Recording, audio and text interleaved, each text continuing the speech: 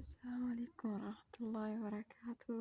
Akkam jirtu kabajamtoota fi hordoftoota mukaa. Ani jiraatu baga jiraattan hundi keessanii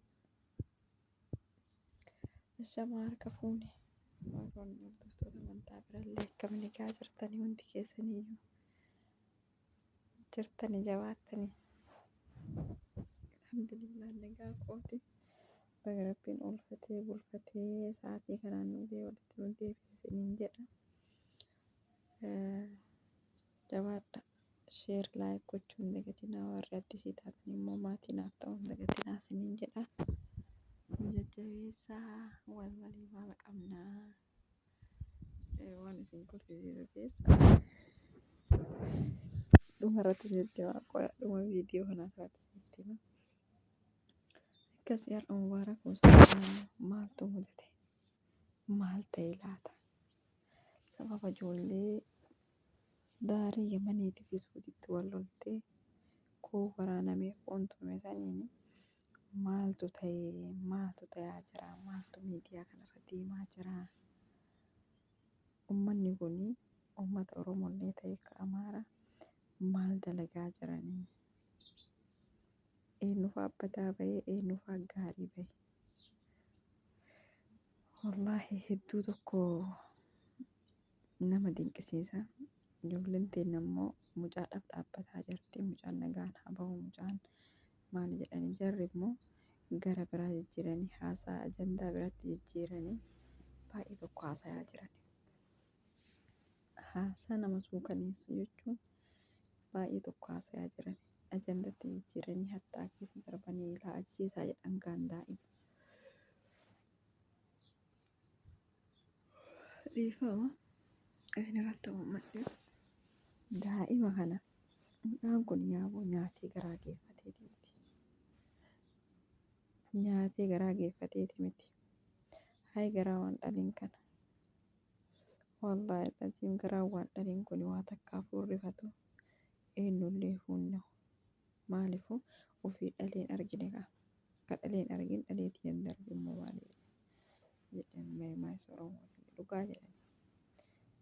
Warra akkatti qabee ijoollee akkatti karaatti ijoollee gichuu lafaa ol deemaa jirtu akka karaatti qabee itti taphataa jiru kun akka barbaadan godhanii kun biyya afaanitti jedhu wallaahi dhaazee rabbii keessan sodaadhaa obboleeyyantii. Uma hundaa keessatti yoo nyaannus yoo teennus yoo rafnus obboleeyyantii rabbii keessan sodaadhaa wallaahi. Leef wal miidhuun barbaachise. Obboleessa keetii hunoo guyyaa meeqa guutuu ishee akka isaan jedhanitti waggaadha. Kun wagga jedhaa kun immoo ganaafa biyyaaf ol dhufee ji'a takka ji'a lama jedha. Mucaa ji'a takka ji'a lama hojii taa'an kana dhiisa. Namni guyyaa tokko bishaan wajji dhugee nama marara. Nama nafsiyaa qabu jechuudha. Nama sammuu yaadduun qabu. Namni guyyaa takkitti bishaan wajjin dhuge wallaahi nama marara. Mucaan akkasii tumanii innillee okkee himatee jira rakkoo isa waraaneef humna hin qabu. Bakki inni rafutti eegee waraane. Akkamitti argee akkana suuraadha xiyyaa akkana godhanii haasayan of qabuu hin dandeenye waraane jedhe. Yoo akkanni jechuudha. Eeshi tumuu maaltu fite? Tumamee miidiyaa irratti ol baasanii akka haadhaa fi abbaan isaa argutti tumuu maaltu fite? Yaa haadha dhalte wallaahi aziim garaanis biyya keessas ta'e biyya alatti jechuun ijoolleen ta'e ijoolleen Oromoo abadarraa haan argattu. Iraftii takka hin argattu. Biyya keessa ta'e biyya ambatti ta'e jechuudha. Maaliif biyya keessatti mangistiin xamadii isaan qabe. Biyya alatti immoo isaanuu xamadanii wal qabani. Akka qeerransaa fi bashuurreetti wal eeggatani. Maaliif kun marri barbaachise? Maaliif kun marri barbaachise? Yaa rabbatti furmaata uumii wallaahi dhaziin waa'ee uummata miidiyaarraa kana waan hedduu tokko nama gaddisiisati. Wallaahi dhaziin hedduu tokko na gaddisiise. Hedduu tokko garaa na nyaatti ijoolleen sun lachuu. Kadhaamillee katumamillee jechuudha. akka biibanuu baantu. Jarri lachuu garaa nama nyaatti.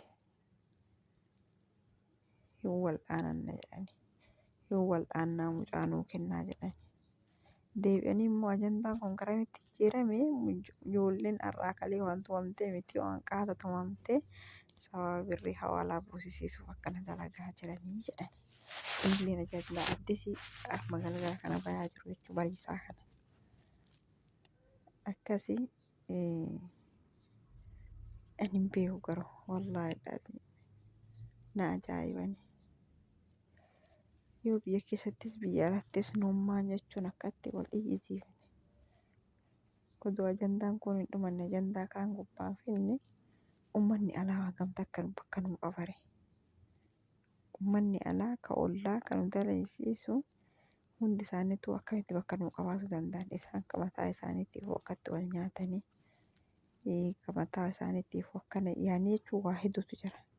Namni waa tokko dalagu maqaa ofii eeggatu, maqaa biyyaa eeggatu, maqaa gosa isaa eeggatudha. Garuu keenya namni yoo waa dalagu hin jiru bakka gootummaatti fakkaata. Cafaacafuun, tumuun, ajjeesuun gidalawu jechuun bakka ajjeesi.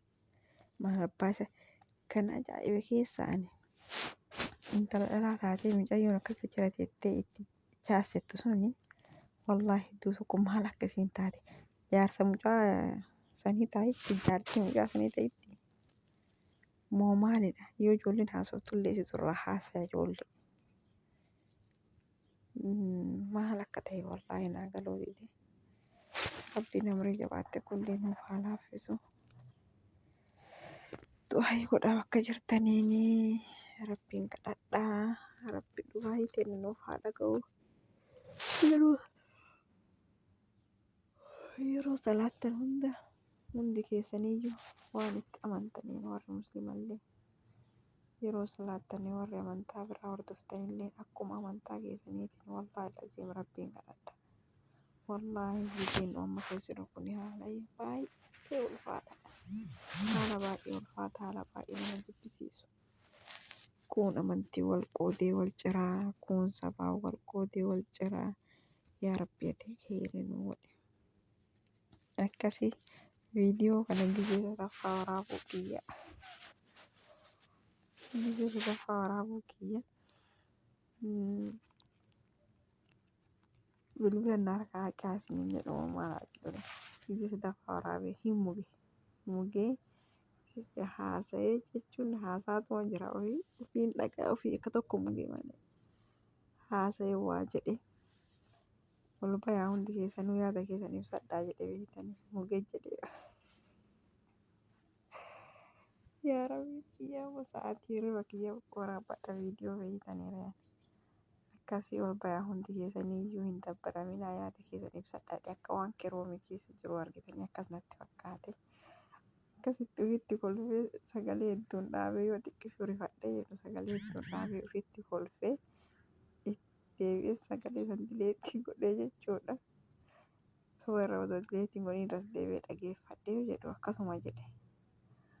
Achirraa yaada jijjiiree kalaas sagalee san dileetii godhee kanatti dhufee isiniin jedha. Hedduu bashannantanii har'a. Akkasii waan haasa'e illee irraan beeku wallaahi maaliifuu viidiyoo sagantaa jechuun haati jaafullee akkas waraabee hin tolu jette. Viidiyoo hin qabu jechuudha burraa taa'ee haasa'aa jira. Malee wallaahi baay'ee tokko dadhabee rabbiin nuuf haa laaffisu. Yeroo biyya ambaa jiranii hirribuma kana yoom rafnee quufnedhanii garuu yoo mana jiraatan abadan hin quufamu kun. Akkatti mugaa sagalee waraabaa jira har'a. Rabbiin kheyrii haa godhu. Isinillee warra mana madaamee jirtan rabbiin isiniif haa laaffisu. Wallaahi rabbiin hara isin haa galfachiisu inshaallah addunyaa hara isin galfachiiftu rabbi isinii haa kennu. Balaa akkatti biyya keessa deemaa biyya alaa keessa deemaa jirtu fida biyya keessa deemaa jirtullee rabbiin nurraa haa qabbaneessu. Jabaadhaa. Hin mukaayinaa. Yeroon biyya ormaa tuni jechuun akkanuma qabdi jabaadhaa isiniin jedha. Assalaamu alaikum warahmatullahi